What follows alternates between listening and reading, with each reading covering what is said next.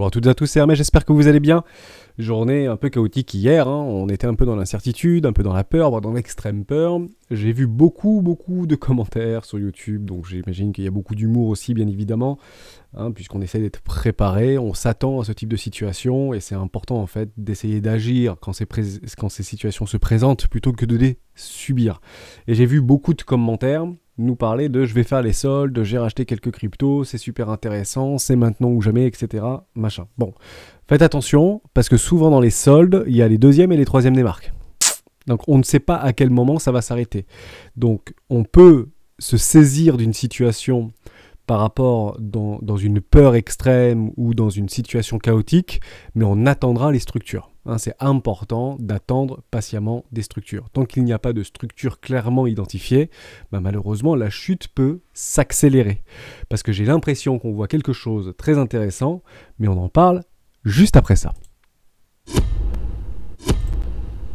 Bon, c'était marrant. Je vous invite bien évidemment à rejoindre le Discord des rois du marché. À l'intérieur, vous y trouverez une documentation, une stratégie, mais plutôt moyen long terme, d'accord, sur une stratégie qui s'appelle la stratégie des 4 rois. Vous pouvez vous en imprégner pour vous aussi trouver votre propre style d'investissement moyen long terme ou trading court terme. On peut s'imprégner des retracements de Fibonacci et des concepts de trading qui sont repris dans la stratégie des 4 rois, bien évidemment. Ça peut fonctionner sur tout type de time frame, de la minute, l'horaire, le jour, le mois, les semaines, etc. N'hésitez pas à la télécharger, c'est complètement gratuit, un petit Google Doc, le lien sera en description. Je disais donc, attention à la troisième des marques, j'ai vu quelque chose de très intéressant sur Coinalyse, c'est j'ai bien l'impression qu'on continue à acheter ce dip. Aïe. Donc on voit que ça baisse, d'accord. On voit que notre fonds qui redevient croissant, donc là je suis passé en 2 heures. On voit là que notre open interest continue à augmenter. Bien sûr, nos spreads sont relativement dans le négatif, donc nos futurs sont quoi qu'il arrive toujours dans le pessimiste. Mais j'aimerais bien voir ce ratio long short un peu dégonflé. Et c'est possible qu'on commence à le voir dégonfler si on commence à accélérer en fait notre chute jusque sous les 40 000 $. Là, c'est un point pivot psychologique extrêmement déterminant qui va faire switcher l'intégralité des mentalités. Même les gens qui se disent aujourd'hui, je suis en train de faire des soldes, en dessous des 40 000 $, c'est j'ai peut-être fait une bêtise. J'aurais peut-être dû attendre un petit peu. Et attendre quoi ? Potentiellement des jolies structures de retournement. D'accord, là actuellement je suis en daily, on peut éventuellement attendre des jolies structures de retournement en W daily à minima. À ce moment-là, on verra notre MACD commencer à reprendre une position positive, très intéressant, et notre William sortir de son enfoncement de survente.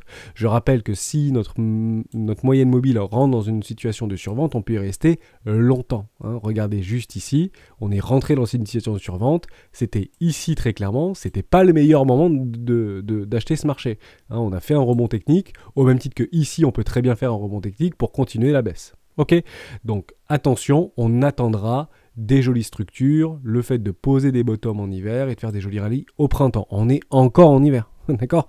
Donc si on joue la saisonnalité, et c'est pas une mauvaise idée, attendons les structures se poser confortablement en daily, en weekly, en hiver pour faire des jolis rallyes au printemps, fin février, mars, avril, mai, juin jusqu'à juillet, et parfois sur des cryptoactifs on peut même tirer jusqu'à décembre. Donc pour vous dire, on peut aller très loin, bien évidemment. Je vous rappelle qu'en 2017, lors de la fin de la récréation, c'était le top de marché, il s'était positionné en décembre 2017. Le rallye avait été fulgurant. Ok ? Et ça a été tiré très loin. Là, c'était le Bitcoin, c'est 100 000 $, ça ne peut plus retomber, etc. Est-ce qu'actuellement, on vous dit que le Bitcoin ne peut plus retomber ? Non. Actuellement, on vous dit le Bitcoin ne peut que tomber. Donc, c'est peu probable qu'il tombe. Très fortement, bien évidemment. Donc ça, c'était mon point de vue, et encore une fois, un point de vue extrêmement personnel. Je vois aussi beaucoup de membres du Discord tracer des trendlines. Alors, les trendlines, elles sont très difficiles à interpréter, et souvent, on a tendance à tracer les trendlines qui nous arrangent le plus. Donc on va prendre une trendline que j'ai vue passer sur le Discord, on va prendre celle-ci par exemple, on va la tirer comme ça, d'accord ? Voilà, c'est une espèce de trendline, de support. On voit qu'on a bien travaillé, on va prendre nos clôtures de mèche, super. Bon, voilà, ça a travaillé, ça a cassé, c'est super bearish, sauf qu'il feu. Non, j'en avais déjà tracé une de trendline, et j'avais déjà peur, entre guillemets, je voulais pas que le cours travaille en dessous. Bon, c'est ici qu'elle avait cassé, d'accord, et on avait travaillé en dessous, et derrière, nouveau plus bas. Tant qu'on ne fait pas de structure de retournement en daily, voire weekly, le plus probable, malheureusement, c'est quoi ? Tant qu'on ne vient pas casser le premier arrêt, c'est de faire un nouveau plus bas. Exactement ce qui s'est passé. Ok, je dis pas que ça va continuer à baisser, je dis que c'est logique, entre guillemets, tant qu'on ne vient pas structurer et casser le premier arrêt, de faire un nouveau plus bas. Je vous retrace ce petit premier arrêt, qui commence à être très connu sur les vidéos actuelles, c'est juste ici sur les 382. Vous trouverez la documentation ou une vidéo sur les Fibonacci de A à Z dans la petite playlist pédagogie. D'accord? Donc ça c'était une trendline. Il y a une deuxième trendline qui peut-être va plus vous rassurer, d'accord? Bah, c'est celle-ci, tout simplement. Vous tracez 2 points, on voit qu'on est en train, juste, je vais tout effacer, comme ça on le verra parfaitement, d'accord? Donc voilà, c'est juste pour vous alerter, pour vous dire, on peut tracer une infinité de trendlines. Vous voyez, c'est quand même incroyable, on vient juste de clôturer la bougie dessus et on rebondit pour l'instant. Donc je tourne cette vidéo, il est 15h de l'après-midi, c'est hier, on a le temps chez les rois, il n'y a pas de problème. Peut-être qu'il y aura un crash ou une remontée, une remontada de l'espoir dans la journée à l'ouverture de Wall Street, qui allez savoir. Je précise d'ailleurs que c'est quand même un peu la fête du côté du CAC 40. J'ai remarqué ça aujourd'hui. Bon, bah apparemment, c'est pas la crise pour tout le monde. Le CAC 40 nous propose de nouveaux plus hauts. Donc le S&P fait un petit peu la tronche, j'entends, mais le CAC 40, pour une fois que personne n'en parle, bah, il fait sa petite vie. Bah, bien évidemment, les capitaux se déplacent et on va chercher. On a eu des jolies structures en weekly et des continuations sur le MACD par rapport au CAC 40. Et bah, la fête se passe actuellement sur le CAC 40. Et vous devez avoir, si vous avez des bagues sur les actions françaises, bah, peut-être des jolies petites poussées très intéressantes. D'accord? Pas généralement dans le top 10 des valorisations du CAC 40. Ça peut être intéressant, type Total, type peut-être bancaire, peut-être Crédit Agricole ou Société Générale font des trucs un peu sympas actuellement. Voilà. Donc ça, c'était la première chose. On revient sur le Bitcoin. C'était où? C'était ici. Je vais me rendre là, voilà.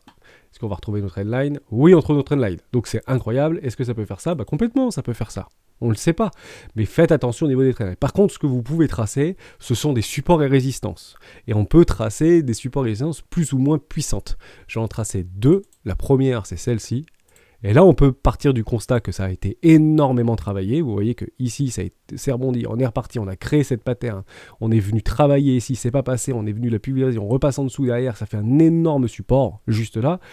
On y est encore à quelques dollars. Ne soyons pas étonnés si dans la journée ou demain, pardon, ça arrive souvent ça, c'est un peu pénible, on se retrouve sur les 40 500 dollars. Ce ne sera pas le moment de vendre. Si vous venez de rentrer en pensant que vous êtes en train de faire les soldes, mettez en place une stratégie. C'est un peu prématuré pour moi, dans mon sens, même si vous êtes trader de continuation ou trader de tendance, vigilance quand même.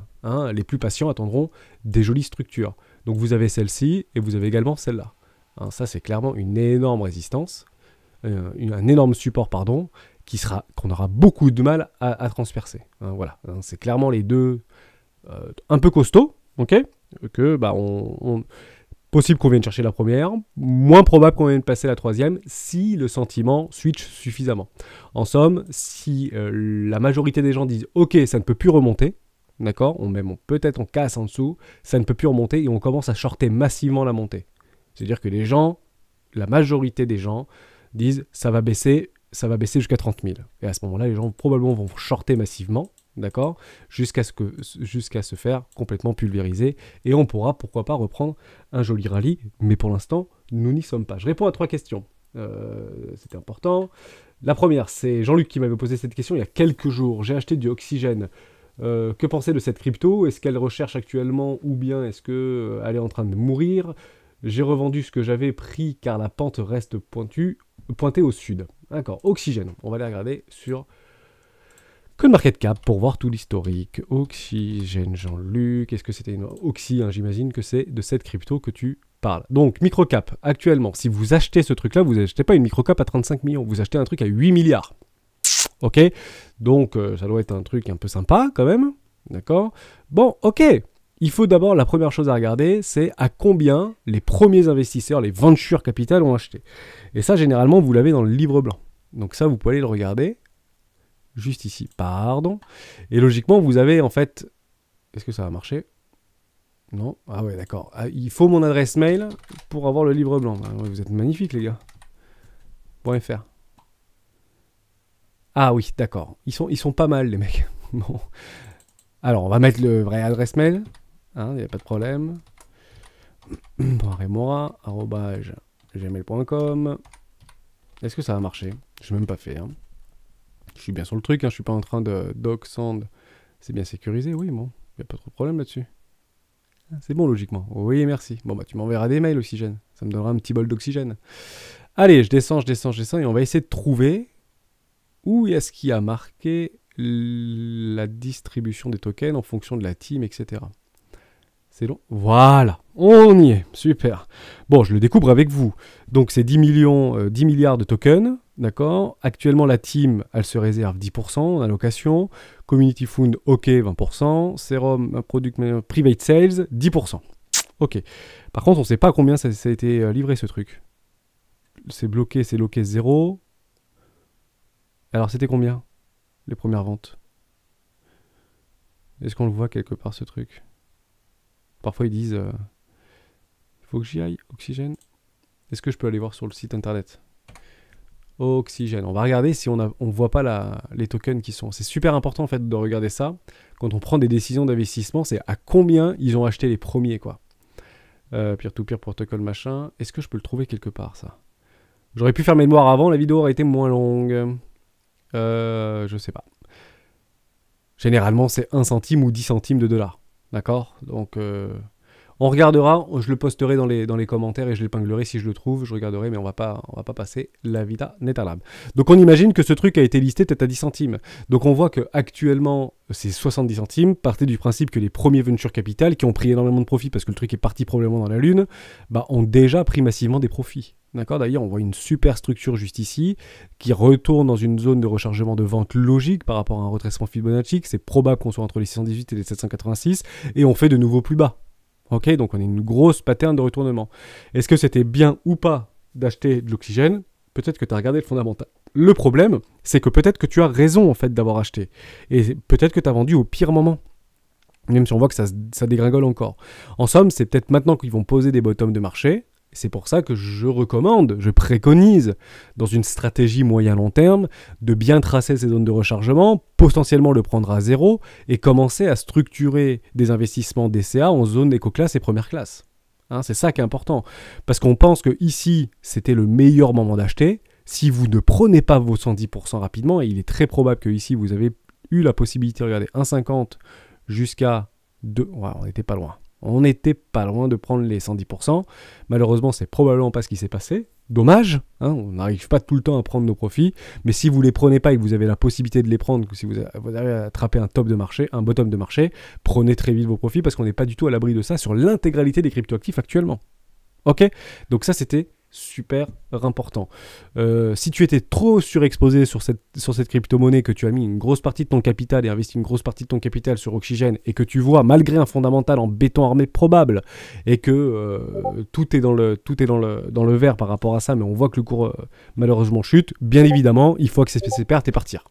Vous n'avez pas le choix. À un moment donné, il faut accepter, je suis trop exposé. Si vous aviez mis 1% de votre capital, rigolez, laissez mourir, et quand vous aurez des grosses structures de retournement et que vous voyez des personnes travailler derrière, réinvestissez à l'intérieur, d'accord? Et comme ça, vous lissez votre prix vers le bas. Mais malheureusement, si vous achetez un peu haut parce que vous êtes arrivé un peu sur le tard et que vous voyez votre compte complètement fondre au soleil, à ce moment-là, il faut accepter, couper rapidement ses pertes, d'accord? Voilà, on ne tombe pas amoureux de ces cryptoactifs. J'espère que j'ai répondu à ta question. Je vais répondre à une autre question, toujours un réel plaisir d'écouter Hermès et son pragmatique. J'ai du Fathom, je suis à 100%, mais j'hésite à vendre encore qu'à sa pump. Toujours à ton avis, est-ce que je me manque combien? Vous voyez, on en avait parlé on en avait parlé de la vidéo d'hier ou d'hier peut-être, d'un membre du Discord qui avait acheté du Fantôme et qui avait vendu à 110%. Et là, on arrivait proche des 100% et il préfère peut-être attendre un peu. On va retourner sur Fantôme, j'y suis pas retourné. Donc j'aimerais voir ce qui s'est passé sur Fantôme par rapport à ce petit crack ou ce petit mini Black Swan sur Fantôme. Magnifique. Ouais, c'est très intéressant. Hein, je suis en délit. Ce machin est déjà racheté, quoi. On dirait qu'il n'y a rien eu, en fait, la nuit d'avant-hier. On est bien d'accord. On dirait qu'il n'y a rien eu. Alors, quand vous avez un TGV qui part, c'est très difficile de l'arrêter. Ok ? Encore une fois, ce n'est pas vous qui allez retourner un marché. Il y a des zones de rechargement de vente complètement logiques actuellement sur Fantôme. Donc, je recommande bien évidemment de prendre des profits dans ce type de zone, d'accord, entre les 618 et les 786. Néanmoins, le revers de cette médaille-là, par rapport à un hedge position, une take profit initiale, c'est qu'il y a beaucoup de personnes qui vont faire la même chose que vous à un moment donné. Ok ? Donc, ce qui est probable, c'est que le fait de prendre profit, donc vous mettez en place, entre guillemets, une force de vente qui est actuellement pas supérieure à celle des acheteurs, parce qu'il y a beaucoup de personnes qui sont très motivées à acheter ce marché, donc c'est une très bonne chose, et ceux qui shortent fantôme dans une zone de rechargement de vente logique, qu'est-ce qui se passe à ce moment-là? Et bien en fait, il y a des liquidités qui commencent à s'accumuler au nord. Ok? Et là, le plus probable, qu'est-ce que c'est? C'est une accélération, en réalité, de la hausse. D'accord? Et c'est probablement ce qui pourrait se passer si je reviens sur le Bitcoin, et je reviendrai sur Phantom si vous voulez. Ici, on commence à rentrer dans le déni, on voit le truc qui commence à partir, qui casse, qui break out. Tout le monde est pied levé pour dire je voulais en acheter à 30 000 $ ou à 40 000 $, c'est sûr que ça va à 40 000 $. Et c'est tout le temps comme ça que ça se passe. Pourquoi? Parce que la dynamique, malgré quelques commentaires que je vois, est haussière. Jusqu'à preuve du contraire, il n'y a aucun problème. La dynamique de prix moyen-long terme est haussière actuellement sur Bitcoin. Court terme, c'est baissier, il n'y a aucun problème. Mais quand on ne sait pas dans la direction et comment agir sur un marché, on prend du recul. C'est clairement pas ici qu'il faut shorter le marché. D'accord? Vous shortez le marché dans les zones de rechargement de short logique moyen terme.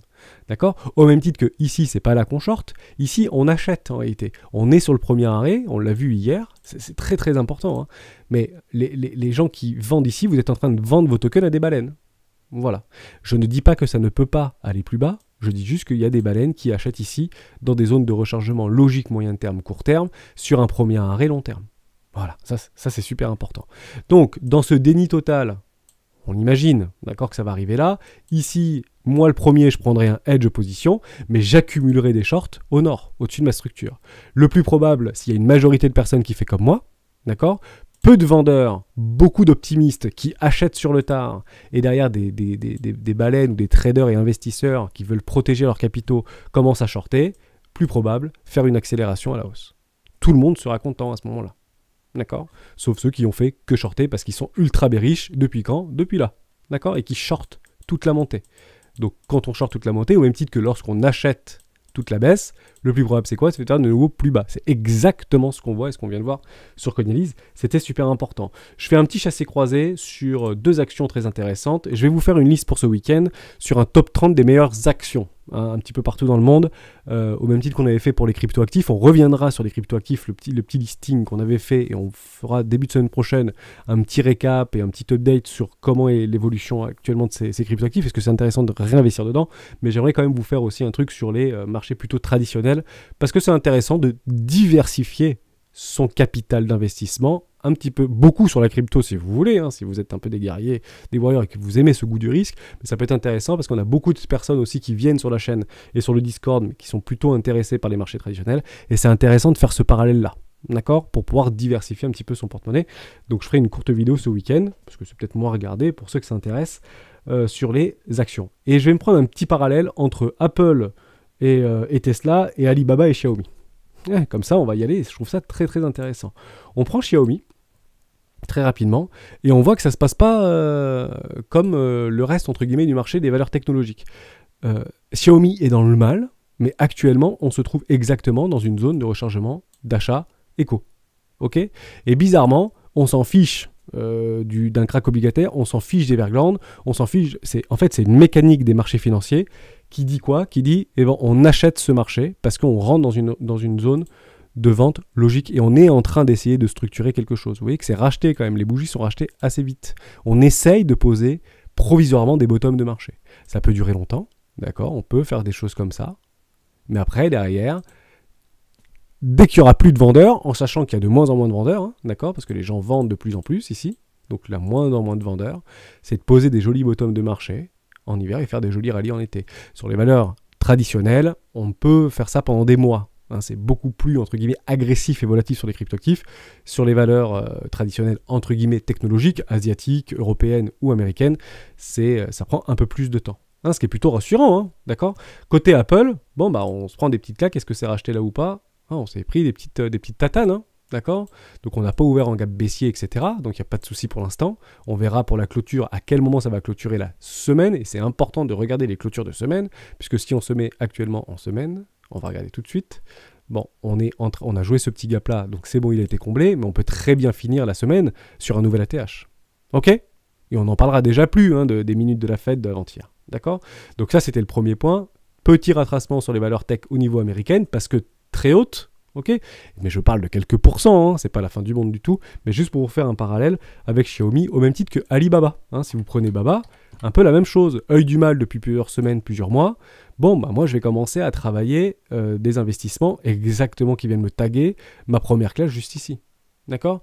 Donc tant qu'on ne vient pas, on avait fait une petite image ici, tant qu'on ne vient pas casser le premier arrêt, même si ça repart un peu fort, le plus probable c'est de faire un nouveau plus bas, ça n'a pas loupé, on a fait un nouveau plus bas.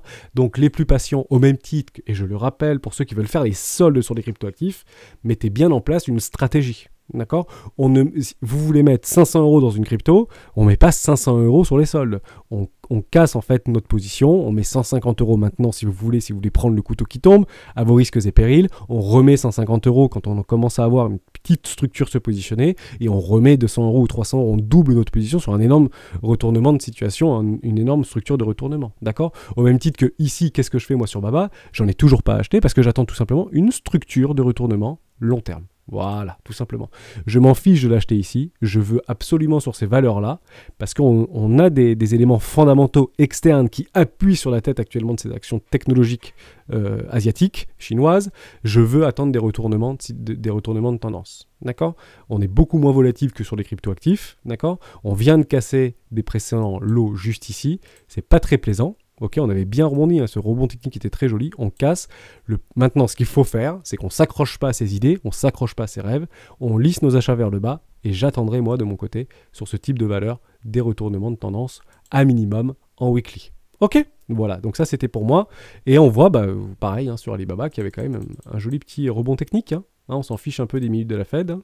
Donc on voit que ça continue à pousser très légèrement, on essaie de consolider, il y a de l'achat, il y a des demandes, et c'est pas des petits portefeuilles qui achètent ce type d'action, ce sont des gros bonnets. Alors bien évidemment, ils ont acheté partout, parce que comme nous, les gros portefeuilles, en fait, ils lissent leurs achats vers le bas, d'accord? Et il y a bien un moment donné, ça remontera. La seule différence entre vous et eux, ou nous, entre guillemets, avec un grand N, et eux, c'est que eux, en fait, lissent complètement leur achat vers le bas, ça veut dire qu'actuellement, probablement qu'ils ont acheté à 174 $. Donc c'est beaucoup plus simple d'aller chercher 174 $ que si on avait fait all-in ici avec notre position, type Solana, type Sand, tout ce que vous voulez, type fantôme maintenant par exemple, hein, parce qu'on parle de plus en plus de fantômes, et de dire pour rattraper tout ça, il faudra peut-être un peu plus de temps. Or, si vous voulez sortir à break-even en lissant les achats, voire dans une zone de rechargement de vente logique, vous aurez doublé votre position. Et c'est assez simple de le faire. Hop, je vais revenir en arrière. Voilà, regardez ici. Hein, c'est pareil que sur les cryptos, hein. Même combat, hein. C'est les mêmes baleines derrière, c'est les mêmes institutionnels derrière, ça ne change pas. Hein. Il y a des maximalistes sur les cryptos, certes, des communautés puissantes, certes, motivées, effectivement, mais derrière, ceux qui tirent les manettes, c'est les market makers, c'est les whales, c'est les baleines, c'est les institutionnels, c'est les banques. Hein. Ni plus ni moins. Le marché ne changera jamais de ce point de vue-là. Hedge position ou take profit, d'accord? On peut imaginer que si on a bien lissé nos achats, est-ce qu'on aurait éventuellement un petit... par rapport à nos 78, juste ici. Ah non, on n'aura pas nos 110%. Bon, c'est pas grave. On n'a pas tant... On voit 110% nouvelle ATH. Plus compliqué, c'est un peu... Pourquoi? Parce que moins volatile sur les actions, entre guillemets, traditionnelles, hein, alors qu'on a perdu 70% quand même. Hein. Impressionnant l'histoire, hein. Impressionnant. Donc on lisse nos achats, et puis derrière, on récupère nos profits tranquillement en hedgeant nos positions. Ok? Donc c'est à peu près assez similaire, et c'est là-dessus que moi, je positionnerai mes billes. Jusqu'à preuve du contraire, tout va bien, il n'y a pas de problème, hein, je pense qu'on reprendra des couleurs dans les prochains jours. Ça ne veut pas dire que ça y est, tout est gagné, tout est revenu dans le vert. On est bien d'accord qu'on ne va pas remettre 20 fois la petite pattern de wake-up, je vous inviterai à regarder la vidéo d'hier ou d'avant-hier, mais jusqu'à preuve du contraire, tout se passe bien. Voilà, merci à toutes et à tous d'avoir suivi cette vidéo jusqu'au bout. J'ai répondu à quelques questions, je voulais faire ce parallèle, hein, c'était important entre les valeurs technologiques américaines et chinoises. On se retrouve demain, on fera un petit update sur plein de crypto-monnaies dans laquelle on pourrait réinvestir, bien sûr en mode DCA, ça peut être super intéressant. À demain dans une vidéo d'Héros du Bitcoin. Ciao!